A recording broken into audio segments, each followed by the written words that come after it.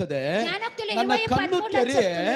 నా కన్ను ಆಹಾರದಿಂದ ತೃಪ್ತಿ ಹೊಂದಿಕೊಳ್ಳುವೆ. ఆహారం ఇంకా నేను తృప్తి పొందుకుంటాను. ಹಲೋ, ಇವತ್ತು ತೃಪ್ತಿ ಇಲ್ಲದ ಜೀವಿತ ನೀನ್ ಮಾಡ್ತಾ ಇದೀಯಾ? ఈ రోజు తృప్తి లేకుండా జీవితం ತೃಪ್ತಿ ಇಲ್ವಾ ನಿನ್ನ చేస్తున్నావా? ಲೈಫ್ ಅಲ್ಲಿ? తృప్తి లేదా నీ జీవితంలో? ತೃಪ್ತಿ ಇಲ್ಲದ ಜೀವಿತ ನಡೆಸ್ತಾ ಇದೀಯಾ? తృప్తి లేకుండా జీవితం ಕಣ್ಣು నడిపిస్తావా? ತೆರೆ కన్ను తీ ಆಹಾರದಿಂದ ತೃಪ್ತಿಗೊಳ್ಳುವಿ. ఆహారాన్ని ఇంకా తృప్తి ಆ, పొందుకుంటావు. ನನ್ನ ಕಣ್ಣು ತೆರೆಯಲ್ಪಡಬೇಕು. నా కన్ను తీయాలి.